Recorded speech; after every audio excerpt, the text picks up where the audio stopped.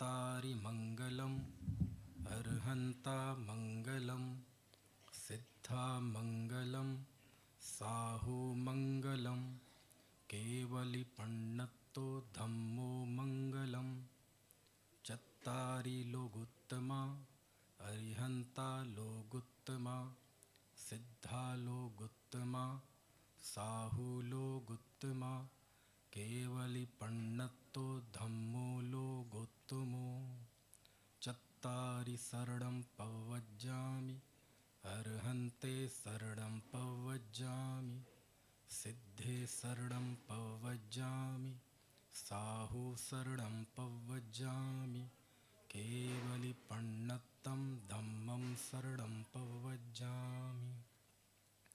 सूक्ष्मादिगुण सहित है कर्म रहित निरोग सिद्ध चक्र सोथापहूँ मिटे उपद्रव योग।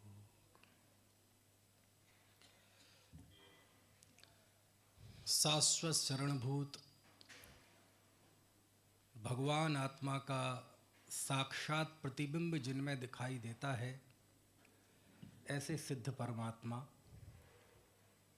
और उसी सिद्ध भूमि पर हम विराजमान हैं।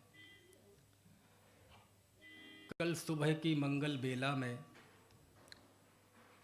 सिद्ध चक्र की शुरुआत होगी, विधान दोपहर में होगा, तो उसके बीच में ये 35-40 मिनट का समय है। तो मेरे मन में आया कि क्यों ना थोड़ी सी बात इस सिद्ध चक्र विधान पर ही कर ली जाए। यहाँ जितने लोग बैठे हैं, मुझे ऐसा नहीं लगता कि किसी ने जीवन में सिद्ध चक्र विधान ना किया हो। एक बार तो किया ही होगा। कोई जीव ऐसा है जिसने आज तक ना किया हो? यदि है तो हाथ खड़ा करे, हम उसके दर्शन करना चाहते हैं। अच्छा है, चलो एक बालक निकला।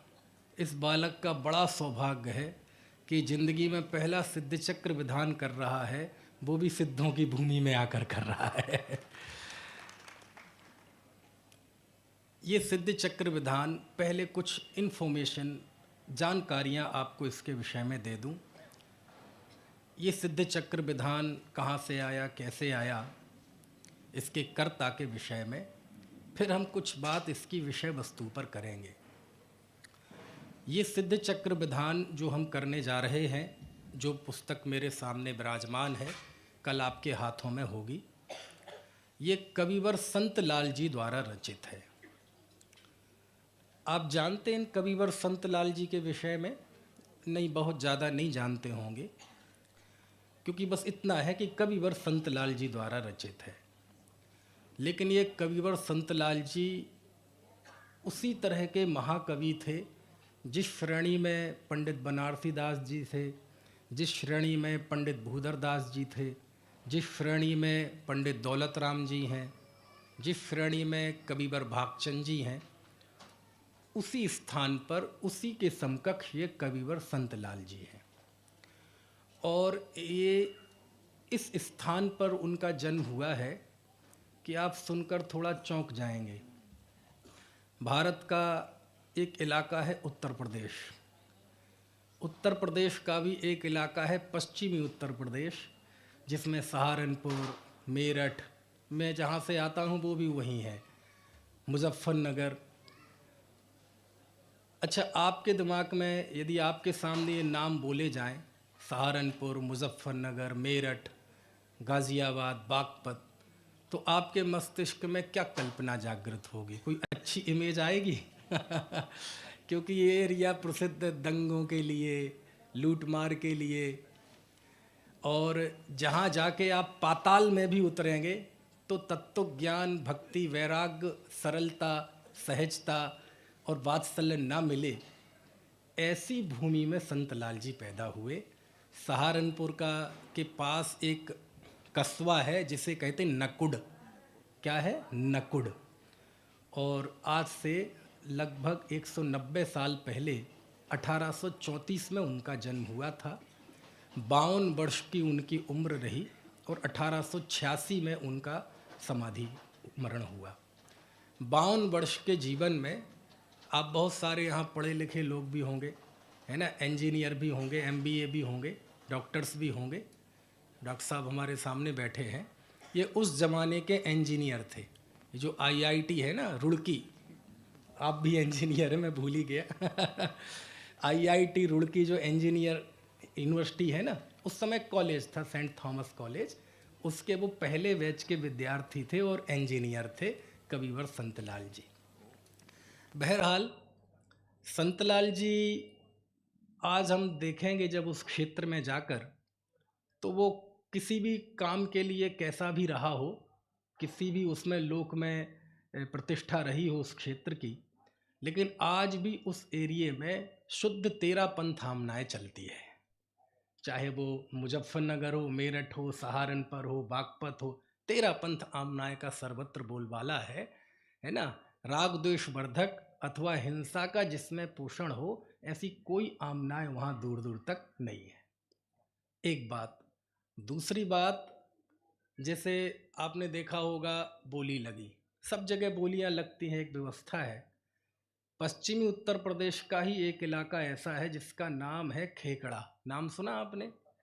आज भी आप वहाँ जाएंगे तो वहाँ मालूम कैसी बोली लगती हैं। मान लीजिए झंडारोहण की बोली हो, तो वहाँ पैसे की बोली नहीं लगती, वहाँ त्याग की बोली लगती है कि कौन करेगा झंडारोहण। बोले जो 4 महीने सुबह उठकर शुद्ध द्रव्य से भगवान की पूजा का नियम लेगा, वह झंडारोहण करेगा। तो 10 व्यक्ति खड़े हो गए कि साहब हम करेंगे। कोई एक खड़ा हुआ, बोले नहीं, हम 4 महीने है ना शुद्ध वस्त्र पहन के पूजा तो करेंगे ही, लेकिन 4 महीने का रोज 1 घंटे के स्वाध्याय का भी नियम लेंगे। ऐसे बोली बढ़ती है। तीसरा खड़ा होगा, बोले नहीं, इसके अलावा हम 4 महीने के लिए अपने नगर से बाहर जाने का त्याग करते हैं। ऐसे बोली बढ़ती है, और जो सबसे ज़्यादा त्याग करता है उसे झंडारोहण, जय शासन ध्वज थामने का अवसर मिलता है। तो जब मैं देखने गया कि ऐसे रुक्ष क्षेत्र में जब इतनी शुद्ध आमनाएँ चलती है और ऐसे ऐसे त्याग के उदाहरण की बोलियों में भी त्याग की भावना, संयम की भावना, तब मैं जानने की जिज्ञासा हुई कि आखिरकार जरूर किसी न किसी संत पुरुष का यहाँ इस क्षेत्र में प्रभाव होगा। और मैं देखता हूँ कि इस दौरान सर्वत्र उस स्थान पर सबसे ज़्यादा शक्तिशाली प्रभावशाली कोई व्यक्ति हुए तो कविवर संतलाल जी। वहाँ के क्षेत्र में जो ये संस्कार देखता हूँ शुद्धता के, त्याग के, उसमें मुझे कविवर संतलाल जी का व्यक्तित्व दिखाई देता है। क्योंकि सिद्ध चक्र विधान जैसी महान रचनाएं यूं ही नहीं निकलती। जब कोई रचना निकलती है, आज भी गांव में कितने बढ़िया अमरूद हैं, किसके खेत के हैं, कहाँ के हैं, ये पहला प्रश्न खड़ा करते हैं हम। जब ऐसा विधान रचा जाता है तो प्रश्न उठता है किसने लिखा है ऐसा विधान, समझ में आए ना। तो मुझे जिज्ञासा हुई कि थोड़ा संतलाल जी के विषय में आपको बताएं। आप यदि इस पूरा सिद्ध चक्र विधान पढ़ेंगे तो ऐसा लगेगा कि ये व्यक्ति किस मिट्टी का बना था। सिद्धांत, अध्यात्म, न्याय, चरणानुयोग, कर्णानुयोग, जिनवाणी की ऐसी कोई भी शैली नहीं है। चारों अनुयोग और चारों अनुयोगों की कई शैलियां, ऐसी कोई शैली नहीं है जिसका समावेश इस विधान में ना हो। समझ में आए ना। और संतलाल जी का जो हृदय है वो अध्यात्म के प्रति तो इतना ज़्यादा धड़कता था कि ऐसा शायद ही कोई छंद मिले जिसमें अध्यात्म का पुट ना हो। क्योंकि सिद्धों का स्मरण करना ही अपने आप में एक बहुत बड़ी पात्रता है। क्यों? क्योंकि जिसकी लोक दृष्टि होती है, समझ में है ना, जिसको लौकिक वांछा होती है, वो पहले तो अरहंतों के ग्लैमर को चुनेगा, चमत्कार को चुनेगा, शांतिनाथ को चुनेगा, पार्श्वनाथ को चुनेगा, वो रक्षा करते हैं, शीतलनाथ को चुनेगा, वो शीतलता देते हैं। यानी उसके चुनाव में, हालांकि अरहंतों की भक्ति तो ज्ञानी भी करते हैं, लेकिन आज से इतने वर्षों पहले उस भूमि पर किसी व्यक्ति की आराधना के केंद्र में सिद्ध बन रहे हैं। सिद्ध मतलब जहाँ कोई लौकिक चमत्कार नहीं है, जहाँ शरीर भी नहीं है, जहाँ अष्टप्रार्तिहारी भी नहीं है ना, उस है ना स्थिति को जब कोई याद करता है तो इसकी पात्रता की निशानी है। क्यों?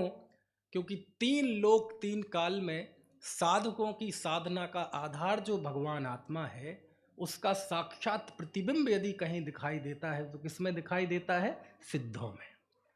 जब कलिकाल सर्वज्ञ आचार्य कुंद कुंद देव समय सार की शुरुआत करते हैं तो पहला ही वाक्य लिखते हैं, वंदितु सव्य सिद्धे, सिद्धों की वंदना करके।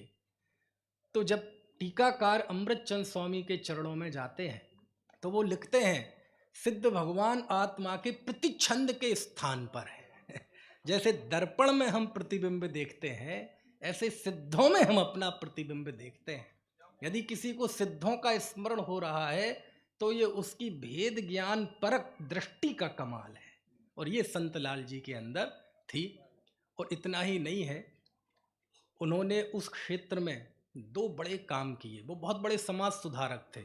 पहले क्या होता था, जो जैन विवाह की विधि है वो सब दूसरी पद्धति से हुआ करती थी, जैनेतर पद्धति से।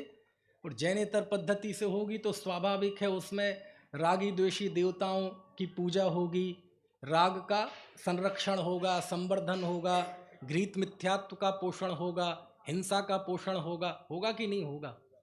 उस समय संत लाल जी ने उस समय वहां आंदोलन छेड़ा कि नहीं, हम नहीं चाहते कि किसी जिनेंद्र के भक्त की जो शादी हो, विवाह हो, वो घृत मिथ्यात्व की पोषक पद्धति से हो। और उस समय उन्होंने वो आंदोलन छेड़ा, और आज भी उसका प्रभाव है।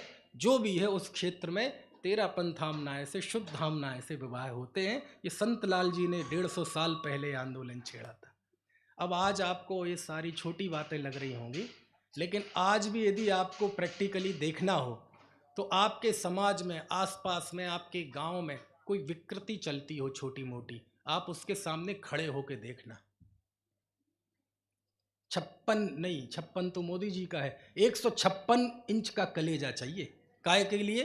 किसी विकृति के सामने सीना तान के खड़ा होने के लिए, कि चाहे समाज हमारा बहिष्कार करे, जान जाए, परिवार पे संकट आ जाए, लेकिन मैं इस विकृति के खिलाफ लड़ूंगा। और आज से 150 साल पहले अंधविश्वासों का दौर, उस दौर में वो उसके सामने खड़े हुए कि नहीं, वीतराग भगवान की आराधना पूर्वक ये कार्य होंगे। कितना विरोध झेलना पड़ा होगा, आप समझ सकते हैं। दूसरा, उस समय दौर था शास्त्रार्थों का, और उस समय आर्य समाजियों और जैनियों के बीच में गहरे शास्त्रार्थ हुआ करते थे, और उस समय उस क्षेत्र में सबसे ज़्यादा प्रसिद्ध थे। और उस समय जैनियों की ओर से कोई झंडा लेके खड़ा होता था तो संतलाल जी होते थे, और वो बाकायदा स्थापित करते थे, अनेकांत ही सर्वत्र है, 6 द्रव्य ही द्रव्य हैं, 6 द्रव्यों के समूह को विश्व कहते हैं। इस सृष्टि का कोई कर्ता धर्ता हर्ता नहीं है। ये सारा जो जैन तत्व ज्ञान है, उस समय शास्त्रार्थ करते हुए उन्होंने जैन सिद्धांतों को, जिन धर्म को वहाँ प्रतिष्ठित किया। यही कारण है कि आज वहाँ भी हजारों मंदिर हैं और आमना शुद्ध चलती है। समझ में आया ना? कहने का आशा ये है कि ये तो प्रतिफल है। संत लाल जी का जो हृदय था, जिसमें समाज सुधार की भावना थी, भेद विज्ञान था, जैन तत्व ज्ञान के प्रति अगाध विश्वास था, वो हृदय से ऐसी रचनाएं निकलती हैं। समझ में आया ना? खैर चलिए, ये सिद्ध चक्र विधान आया कहाँ से? तो संत लाल जी ने जब सिद्ध चक्र, आपको पता है संत लाल जी ने जब सिद्ध चक्र विधान लिखा, इसके पहले भी सिद्ध चक्र विधान था। कितनों को पता है? कितने लोगों को, जरा हाथ खड़े करो। किसी को नहीं पता। पीछे 1-2 लाइन, एक हाथ खड़े हो रहे हैं। किसका? संस्कृत भाषा में किसका लिखा हुआ? आचार्य शुभचंद्र का लिखा हुआ। अब देखो आप, यदि हम यहाँ 1000 लोग बैठे हैं तो 5-7 लोगों को ये पता है, तो ये अच्छी बात है कि बुरी बात है? नहीं, बात अच्छी और बुरी की नहीं है, बात इस विधान की ताकत की है। समझ में है ना? इसके पहले भी विधान लिखा गया था, आचार्य ने लिखा था, संस्कृत भाषा में लिखा था, और संत लाल जी से कई 100 वर्ष पहले लिखा था, लेकिन आज उसका हम नाम भी नहीं जानते। नाम जानते हैं तो किसका? संतलाल जी का लिखा। इससे इसकी ताकत पता चलती है, इसकी लोकप्रियता पता चलती है। अब लोकप्रियता का कारण क्या है वो मैं आपको बताऊं, ताकि कल जब आप ये पुस्तक लें तो ये बहुमान भी रहे आपको कि इसमें कितनी गजब विषय वस्तु है। आचार्य शुभचंद्र ने जो सिद्ध चक्र विधान लिखा, उसकी और इन दोनों को जब हमने देखा, काफ़ी समय हो गया, स्मरण के आधार पर थोड़ा बताता हूँ आपको। वो संस्कृत में है, ये हिंदी में, ये तो आप जानते ही हैं। दूसरा, उस संस्कृत में केवल मंत्र हैं। मंत्र हैं मतलब ये पैटर्न बिल्कुल वही है। जैसे समझ लो एक नींव खड़ी कर दें और उसके बाद महल खड़ा कर दें, तो नींव तो शुभचंद्राचार्य की दी हुई है, इतना उनका बहुत बड़ा योगदान है। जैसे वो दुबई में बहुत बड़ी बिल्डिंग है ना, कौन सी, बुर्ज, क्या है, बुर्ज खलीफा, कितने मंजिल की 160 मंजिल के आसपास की है, लेकिन उसकी नींव भी है। ऐसे ही ये जो 160 मंजिल का महल खड़ा किया, इसकी नींव तैयार की थी आचार्य शुभचंद्र ने। अब उसमें क्या है, ये पैटर्न बिल्कुल हूबहू है। 8 पूजाएं उसमें हैं, 8 पूजाएं इसमें हैं, और द्विगुणित हैं। पहले में 8 अर्घ, दूसरे में 16 अर्घ, ऐसे करते करते 8वीं पूजा में जाके 1024 अर्घ। ये पैटर्न बिल्कुल वहाँ भी है, यहाँ भी है। जो 8 पूजाओं की स्थापना है ना, अरहम शब्द प्रसिद्ध ऊदर्द अधोर सुरेप सबिदु अहंकार विराजे, ये बिल्कुल वही का वही है, हूबहू वही है। वहाँ संस्कृत में है, यहाँ हिंदी में है। फिर फर्क कहाँ पड़ जाता है, जो इस विधान की जो जान है, जिस पे हम रीझते हैं, जिस पे हम बार बार ठहरते हैं, विद्वान लोग पढ़ पढ़ के है ना हर्षित होते हैं, वो क्या है, वो है इसके बनाए हुए छंद, है ना। और 8 अर्घ, उनकी जयमालाएं, और जो सिद्धों के अर्घ हैं 8, 16, शुभचंद्राचार्य ने केवल मंत्र लिखे हैं। उस पर ये छंद बनाने का काम किसने किया? संतलाल जी ने किया। जैसे मान लीजिए आखिरी पूजा में 1024 अर्घ हैं, तो वहाँ क्या है, भगवान के 1008 नामों के अर्घ हैं। तो नाम बस मंत्र बोलते जाते हैं, परम योगाय नमः, ओम ह्रीम परम सिद्धाय नमः, ऐसे। अब आप बोलो ये मंत्र बोलने में कितनी देर लगती है? 5-7 सेकंड। परम जिनाय नमः, परम योगाय नमः स्वाहा, परम बुद्धाय नमः स्वाहा, परम शुद्धाय नमः स्वाहा। अब यदि 1008 मंत्र ऐसे लगातार बोले जाएंगे तो स्थिति क्या बनेगी? तो उस स्थिति का वर्णन करते हुए एक पंडित पन्ना लाल जी हैं, उन्होंने संत लाल जी के बहुमान में लिखा कि जब हम पहले सिद्ध चक्र विधान करते थे तो विधान के नाम पे केवल थाल के थाल भरा करते थे समझ में आया ना, थाली की थाली भरा करते थे, स्वाहा स्वाहा स्वाहा स्वाहा। ना कराने वाले को नहीं पता होता था, तो करने वाले को तो क्या पता होगा कि हम क्या करने जा रहे। बस वही स्थिति बनती थी। वो विधानाचार्य मंत्र बोलता था और हम द्रव्य चढ़ाते थे, और वह द्रव्य के थाल भर जाते थे। संत लाल जी ने इस सिद्ध चक्र विधान के द्रव्य पक्ष को गौण करके पूरा भाव पक्ष मुख्य कर दिया। समझ में आए ना। और उन्होंने जिस जिस मंत्र को चढ़ाया गया उस पर छंद बनाए।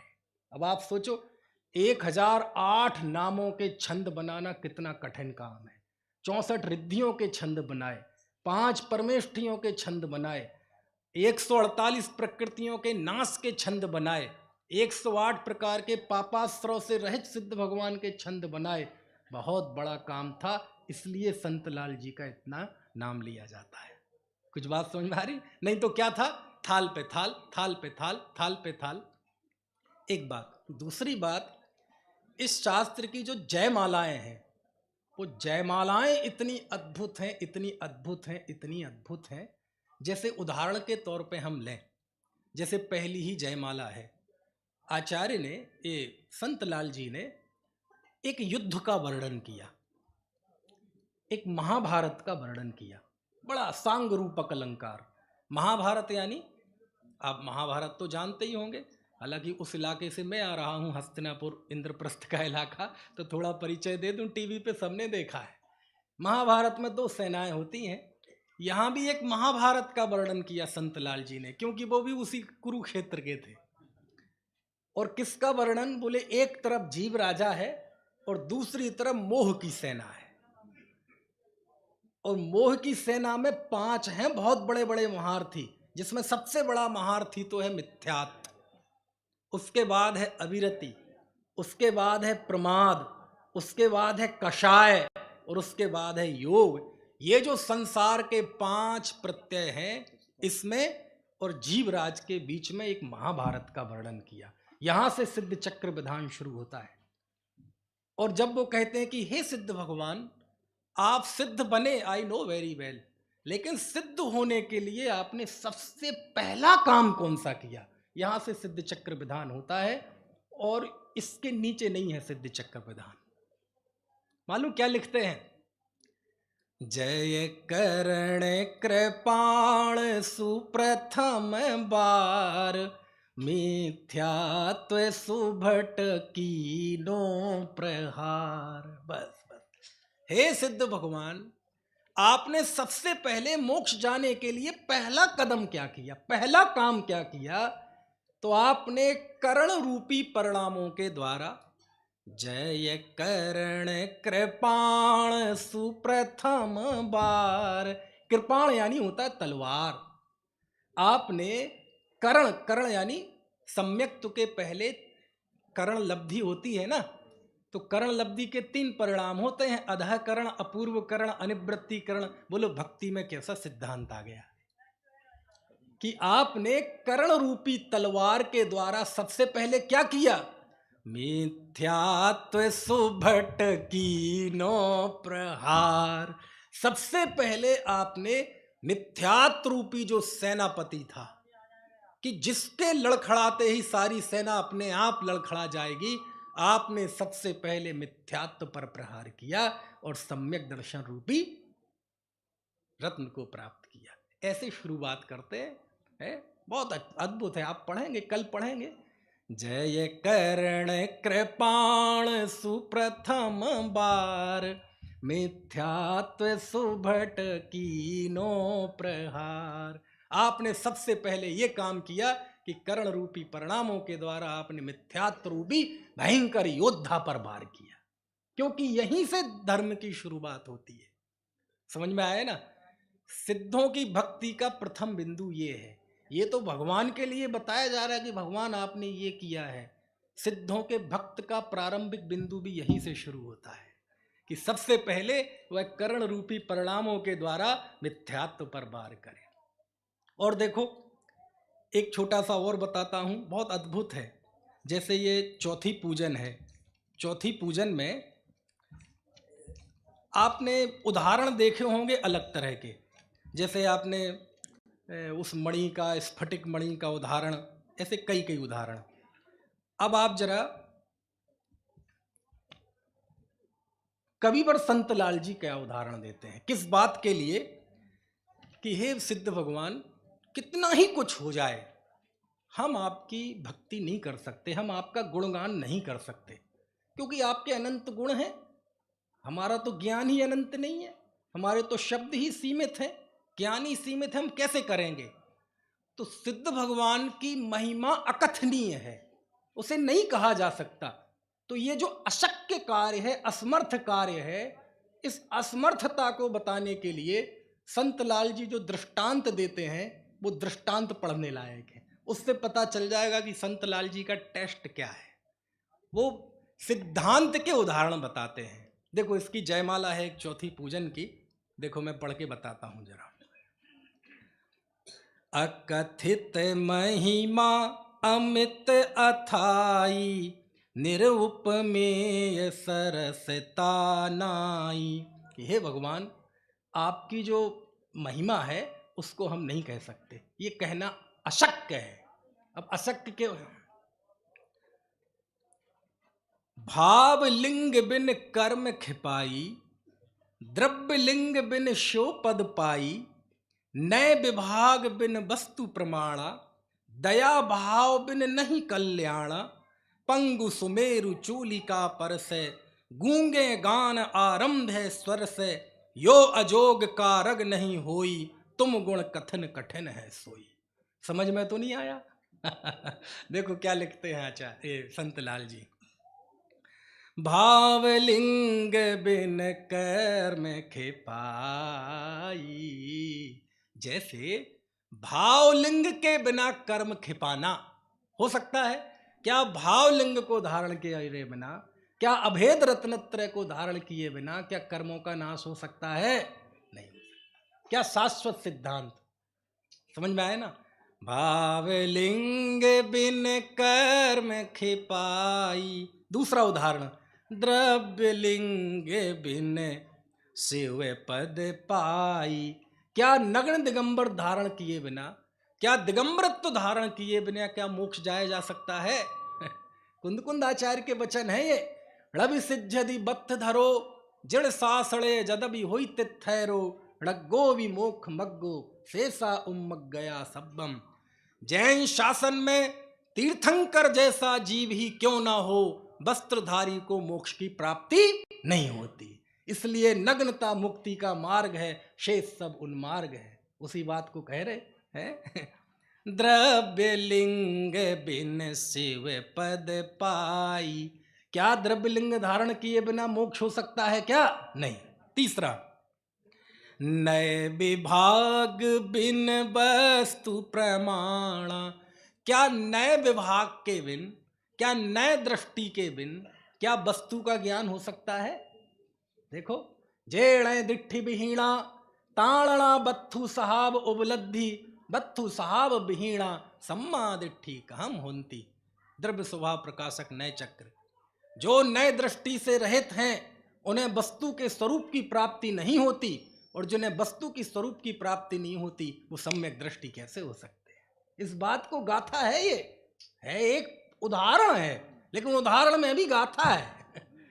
नए विभाग बिन वस्तु प्रमाणा, दया भाव बिन नहीं कल्याणा। मोक्ष मार्गी जीव के रत्नत्रय की आराधना में जो सहज एक करुणा भाव होता है, क्या बिना करुणा भाव के वो मोक्ष मार्ग होता है क्या? वो होता है साथ में, है ना? भेद ज्ञान में जाएंगे तो वो अलग बात आएगी कि वो बंध का कारण है, अभेद रत्नत्रय मुक्ति का कारण है, लेकिन वो भी उस पढ़ाव में कंपलसरी है, वो होता है ना? चरणानियों। पंगु सुमेरु चूलिका पर से। क्या पंगु, पंगु मतलब जानते हैं विकलांग दिव्यांग, आज की भाषा में कहें, क्या वो सुमेरु पर्वत की चूलिका छूता है?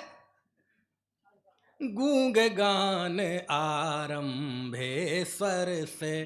क्या गूंगा स्वर से गा सकता है क्या? यो अजोग कारज नहीं होई, तुम गुण कथन कठिन है सोई। जैसे ये अयोग्य कार्य नहीं हो सकते, ऐसे ही आपके गुणों का कथन नहीं हो सकता। अब इस बात को बताने के लिए जो वो दृष्टांत देते हैं, वो जिनागम के सिद्धांत देते हैं, यानी सिद्धांतों को उन्होंने दृष्टांत बनाया है। ये संत लाल जी, समझ में आया? चलो एक और छोटा सा बताएं, बिल्कुल शुरुआत में ही है। अच्छा, हम सब सिद्ध चक्र विधान कर रहे हैं, ठीक है, करेंगे, पक्का है। पहले तो कोई एक व्यक्ति कराता था, गांव में एक व्यक्ति कराता था, वो परिवार वो ही आवेदक होता था। अब सब कराने लगे, एक साथ कराने लगे, हम सब एक साथ आकर सिद्ध भूमि पे कर रहे हैं। तो इसका मतलब हम सब सिद्ध चक्र विधान की पूजा कराने, मतलब हम बैठेंगे उसमें करेंगे। कराने वाले दो ही अर्थ होते, कराने वाले का अर्थ विधानाचार्य भी होता है ना? जब कविवर संत लाल जी विधान शुरू करते हैं, और ये शुभचंद्राचार्य के में है, वहां से लिया है उन्होंने, तो यहां संत लाल जी ने 3 छंदों में, कितने छंदों में? 3 छंदों में 3 का स्वरूप बताया। एक छंद में बताया कि जो विधान करेगा, जैसे हम विधान में बैठेंगे तो हमारा स्वरूप क्या होगा। समझ में आए ना? इसे कहते यजमान, जजमान, जो पूजा करने वाला। एक होता है पूजा कराने वाला, याजक, विधानाचार्य कह लो, प्रतिष्ठाचार्य कह लो, उसका स्वरूप बताया। और तीसरा, जो इस विधान की विधि बताते हैं, स्वरूप बताते हैं, उपदेश देते हैं, ऐसे संत का स्वरूप बताया। किन किन का? विधान करने वाले का, विधान कराने वाले का, विधानाचार्य का, और तीसरा इस विधान का स्वरूप, अनुष्ठान का स्वरूप, धर्म का उपदेश देने वाले मुनि का स्वरूप बताया। अब मेरे समझ से 3 का तो शायद मैं नहीं बता पाऊंगा, 1 का जरूर पढ़ लें। किसका? हम सब। समझ में आया ना? विधान कराने वाले तो 2-3 लोग होंगे, करने वाले कम से कम 2000 से ज्यादा लोग होंगे, तो क्यों ना 2000 की बात कर ली जाए। अब हम एक छंद पढ़ते हैं इसमें कि विधान, सिद्ध चक्र विधान जो करेगा उसका स्वरूप क्या है। समझ में आती है बात? अब आप देखना और थोड़ा आत्मावलोकन करना, है ना। देखो एक छंद पढ़ते हैं, बिल्कुल शुरुआत में है मंगलाचरण में। नित्याश्रित धनपति सुधी, शीलादिक गुण खान, जिन पद अम्बुज भ्रमर मन, सो प्रशस्त यजमान। समझ में तो नहीं आया? देखो, अब स्वाभाविक है आप विधान करेंगे तो उसमें खर्चा होगा, द्रव्य लगेगा, क्योंकि पहले आमतौर पे एक व्यक्ति करता था, वो ही कहलाता है याजक। अब सब करने लगे एक साथ, तो वो तो कोई बात नहीं, ये तो व्यवस्था की बात है। तो इसमें लिखा नित्याश्रित धनपति सुधी। जो याजक मतलब करने वाला हो विधान, सबसे पहले लिखा वो नित्याश्रित होना चाहिए। नित्याश्रित मतलब नीति के आश्रित। नीति के आश्रित यानी कोई लोक विरुद्ध काम ना करता हो, कोई धर्म विरुद्ध काम ना करता हो, कोई कानून विरुद्ध काम ना करता हो, कोई समाज विरुद्ध काम ना करता हो। नित्याश्रित धनपति। धनपति मतलब, धनपति का अर्थ तो वैसे कुबेर होता है, लेकिन यहाँ भाई जो भी सिद्ध चक्र विधान हम करेंगे उसमें खर्चा होगा, द्रव्य लगेगी, पांडाल लगेगा, मंडल लगेगा, सब होगा। तो उसमें कौन करेगा?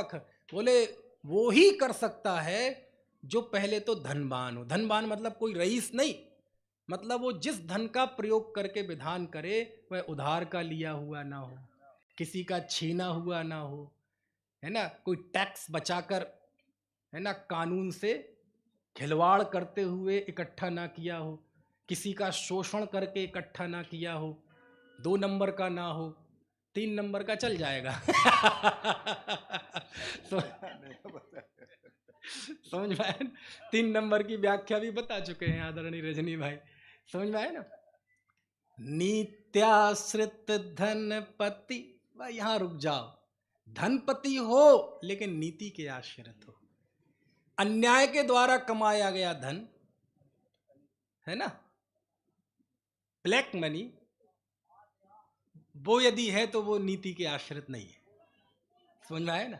कदाचित न्यायपूर्वक भी कमाया गया हो, लेकिन किसी का उत्पीड़न करके कमाया हो, किसी का शोषण करके कमाया हो, हैरेसमेंट करके कमाया हो सकता है कानूनन दृष्टि से वो सही हो, वो भी नीत्याश्रित नहीं है।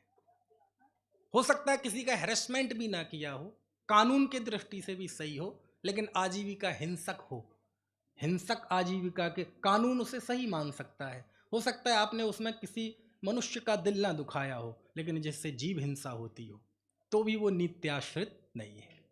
कदाचित वो नित्य कानूनन भी सही हो, ठीक है, हिंसा भी ना होती हो, लेकिन उस कार्य से धर्म की बदनामी हो, तो धर्म विरुद्ध वो कार्य हो, जिससे कोई ये कहे कि देखो है तो धर्मात्मा और ऐसे काम करता है तो समय सार का पाठक और ऐसे काम करता है। इसलिए पहली ही पात्रता लिखी विधान करने वाले की, कौन सी?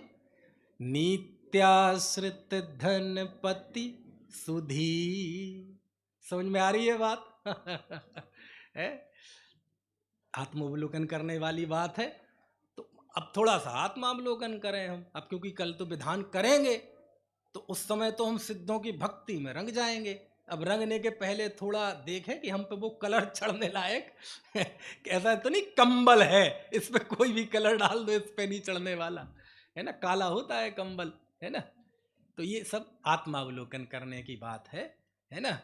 अब चूंकि यहाँ तो सामूहिक हो रहा है, अब इसमें हम कैसे लगाएं कि सब लोग आए होंगे, कोई फ्लाइट से, कोई ट्रेन से अपना किराया लगा के, है ना, तो वो जो द्रव्य खर्च हुआ उस पर विचार करना कि ये किसी का हैरेसमेंट का तो नहीं है, अन्यायपूर्वक तो नहीं कमाया, अनीतिपूर्वक तो नहीं कमाया, धर्म के विरुद्ध कार्य करके तो नहीं कमाया। कुछ बात समझ में आ रही कि नहीं? अभी बोलियां भी लेंगे आप, लेनी ही चाहिए, अभी भी ली कुछ एक लोगों ने, तो उसमें फिर विचार करना ये न्यायपूर्वक कमाया कि नहीं, किसी का हैरेसमेंट करके तो नहीं कमाया, हिंसात्मक आजीविका से तो नहीं कमाया। कुछ बात समझ में आ रही है कि नहीं? अरे थोड़ा सिर तो हिला दो, आनंद सा आ जाए। संत लाल जी को पढ़ रहे हैं ना हम। नित्याश्रित धनपति सुधी, सुधी हो, सुधी मतलब ज्ञानी, सम्यक ज्ञानी, तत्वों का ज्ञानी, भेद ज्ञानी, आत्मशोधक, आत्मवंचक नहीं, आत्मशोधक। समझ में आया ना? रिद्धि सिद्धि वृद्धि दिसे घट में प्रगट सदा, अंतर के लक्ष्य सो अजाची लक्ष्यपति है ऐसा सुधी। दास भगवंत के उदास रहे जगत सो, सुख या सदैव एक जीव समकिति है ऐसा सुधी। वेद विज्ञान जग्यो जिनके घट शीतल चित्त भयो जिमी चंदन, केली करें शिव मार्ग में जग माही जिने सुर के लघु नंदन, सत्य स्वरूप सदा जिनके प्रगटो अवदात मिथ्यात्व निकंदन, शांत दशा तिनकी पहचानी करे करी जोरी बनारसी बंधन ऐसा सुधी। समझ में आया ना? ऐसा सुधी ज्ञानी, तत्व ज्ञानी, आत्मज्ञानी। समझ में आया? जैसे पता हो 6 द्रव्यों की स्वतंत्रता, जैसे तो पता हो 7 तत्वों में कौन है कौन उपादेय है, हे उपादेय का विवेक जिसे हो, ऐसा ज्ञानी। समझ में आया? नित्याश्रित धनपति सुधी हो गया। शीलादिक गुण खान, गुणों की खान हो, लेकिन कौन से गुण? शील आदि गुण। वाह! अब चरणान योग की दृष्टि से देखा जाए, आगम दृष्टि से, तो श्रावक के 12 व्रतों में 3 गुण व्रत और 4 शिक्षा व्रत, इन 7 को कहते हैं शील व्रत। समझ में आए ना? और सरलता से देखा जाए, वहां जाए बिना, तो शील मतलब है ना, पंच इंद्रिय की विषय वासना जिसके मंद हो, खत्म तो हुई नहीं अभी, खत्म तो श्रेणी में होगी, वो तो अभी है नहीं, विधान करने वाला गृहस्थ है। शीलवान हो, है ना, 5 पापों का एक देश त्यागी हो, मंद क्रोध हो, मंद मान हो, मंद मायाचारी हो, मंद लोभ हो, ऐसा शील हो। संतोष का जीवन हो, ज्यादा आपाधापी जिसमें नहीं हो। क्यों? आपाधापी वाला कर ही नहीं सकता सिद्धों की वंदना। समझ में आया ना? अब शील आदि गुण ना हो, मंद क्रोध ना हो, मंद मान ना हो, अब वो विधान कर रहा है, विधान में कुछ एरर आ गया, कुछ लाइट चली गई या कुछ भी, और एकदम आग बबूला होके क्या बात, अशोभनीय होगा। मंद क्रोध वाला, बहुत मंद कसाई हो। समझ में आया? शीलादिक गुण खान, शीलवान हो, बहिर्मुख दृष्टि वाला ना हो, विषयाभिलाषा, तीव्र विषयाभिलाषा ना हो, स्वद्वारा संतोष व्रती हो, भोगो भोग परिमाण कर रखा हो, शील व्रत वाला। समझ में आया ना? है कितना अच्छा है। नित्याश्रित धनपति सुधी, शीलादिक गुण खान। अब आदि की कितनी व्याख्याएं कर लो, गृहस्थोचित जितनी भी शास्त्रों में उसका स्वरूप लिखा है एक आत्मार्थी सदगृहस्थ का, वो सारा शील आदि में आ जाएगा। और जिन पद अंबुज भ्रमर मन, और जिसका मन भौरा हो, भौरे जैसा मन हो, भौरे जैसा। लेकिन कैसा भौरा? तो आप भौरे का स्वरूप जानते हैं? भौरा कहाँ जाता है? कमल पत्र, कमल फूल पर, कमल फूल पर ऐसा आसक्त रहता है कि जान की परवाह किए बिना भी वो कमल का पराग आस्वादन करता है, उसका चखता है, रस लेता है। यहां कौन है?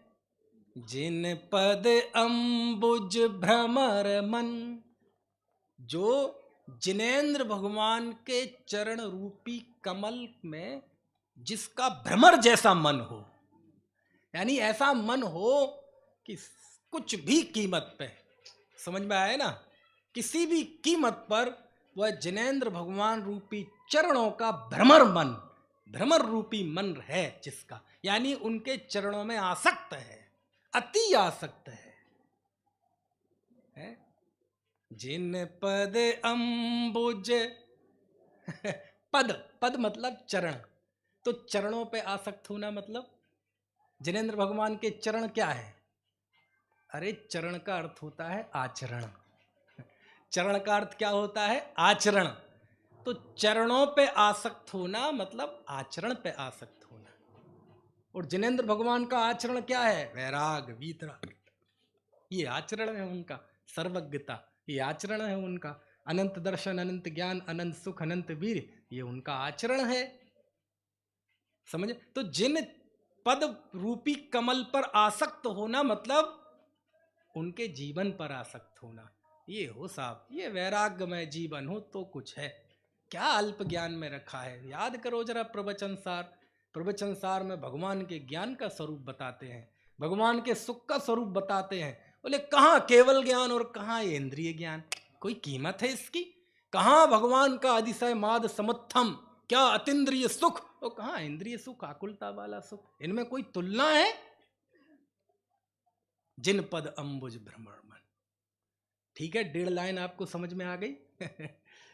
नित्याश्रित धन, इतने में तो याद हो जाए किसी को। नित्याश्रित धन पति सुधी, शीलादिक गुण खान। जिन पद अंबुज भ्रमर मन, सो प्रशस्त यजमान। ऐसा प्रशस्त यजमान होता है सिद्ध चक्र विधान करने वाला, ऐसा प्रशस्त होता है। प्रशस्त मतलब ऐसा मंगलिक, ऐसा शुभ, ऐसा गजब का व्यक्तित्व ऐसा होता है। कौन? सिद्ध चक्र विधान करने वाला। समझ में आता है कि नहीं? तो अब अच्छा ईमानदारी से बताना, मैं हाथ तो नहीं खड़ा कराऊंगा। क्या ऐसे यजमान हम हैं? है कि नहीं? तो आप सिर हिला रहे, मैंने तो नहीं कहा। अरे हैं तो खुशी की बात है, और नहीं है तो बन जाओ ना, कौन रोक रहा है? किसी ने पकड़ा हुआ है, हम तुम्हें प्रशस्त यजमान नहीं बनने देंगे, हम तुम्हें शील गुण वाला नहीं बनने देंगे, हम तुम्हें सुधी नहीं बनने देंगे, हम तुम्हें नीति के आश्रित नहीं बनने देंगे। किसी ने पकड़ रखा है कि नहीं, हम तुम्हें न्याय नीति के विरुद्ध आजीविका करनी पड़ेगी, भगवान की आज्ञा है, ऐसा किसी ने कोई पकड़ रखा है क्या? यदि ऐसे यजमान है तो अच्छा है, और नहीं है तो ऐसे बन जाए। लेकिन बनने में तो टाइम लगेगा। हाँ टाइम है, कल से लेके अब तक के बीच में कुछ एक घंटों का टाइम है कि नहीं? मैं तो आदत है थोड़ी हंस हंस के बात कहने की, लेकिन सब गंभीर बातें हैं। कितना टाइम है जी? अभी मेरे समझ से 9 बज गए, है ना, 9 बजने वाले हैं अभी।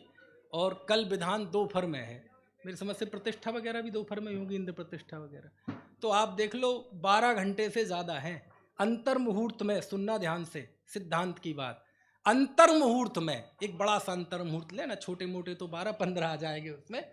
अंतर मुहूर्त में कोई अनादि मिथ्या दृष्टि अंतर मुहूर्त में सिद्ध हो सकता है। अपने पास तो कितने घंटे हैं? 12 से ज्यादा है। 12 घंटे के बीच में हम ये छोटी सी क्वालिफिकेशन नहीं कर सकते। कौन सी? नित्याश्रित धन पति सुधी, शीलादिक गुण खान। जिन पद अंबुज भ्रमर मन, सो प्रशस्त यजमान। नीति के आश्रित हमारा धन हो। छोड़ दो, आज से ही छोड़ दो कि नहीं, जिस आजीविका से धर्म की बदनामी होती हो, लोक में अपवाद होता हो जिन धर्म का, छोड़ दो। किसने मना किया? यहीं छोड़ दो, भले ही घर नहीं गए, घर से दूर रह के छोड़ना और आसान है। समझ में आए ना? घर जाओगे तो बच्चे छोड़ने नहीं देंगे, है ना। शीलादिक गुण कहाँ से आएंगे? कहीं आसमान में है टपक ऐसे लाएंगे, बाजार से खरीद के लाएंगे? कुशील किसने ओढ़ रखा है? हमने ओढ़ रखा है। तो शील कौन लाएगा? हम ही लाएंगे। समझ में आया ना? आपाधापी किसने ओढ़ रखी है? हमने। तो संतोष कौन लाएगा? हम ही लाएंगे। ऐसा लिखा। समझ में आती है बात की नहीं? जिन पदम्बुज भ्रमर मन है। तो कहने का आशय ये है कि विधान भले ही एक सिद्ध चक्र विधान है, लेकिन इस विधान में शुरुआत में ही वो जो भूमिका बताते हैं, संत लाल जी या शुभचंद जी आपको चेहरा दिखाते हैं, ऐसे हो तुम, ऐसे हो तो वास्तव में तुम सिद्धों की पूजन करने के अधिकारी हो। ऐसे नहीं हो और सिद्ध की पूजन करोगे तो वो कोई नुकसान होगा क्या? नुकसान नहीं होगा। हाँ, जो इसकी पूजा का फल प्रकट होना चाहिए था वैसा नहीं होगा। खाली हाथ तो यहाँ कोई जाता नहीं है, कुछ ना कुछ अच्छा लेकर जाएगा, लेकिन मैक्सिमम लेके जाए, इससे बढ़िया कोई बात नहीं हो सकती। आदरणीय भाई साहब खड़े हो गए हैं, इसका मतलब समय हो गया है ना। तो ये अभी विधान के संबंध में थोड़ी सी बात की, कल से तो समय सार चलेगा।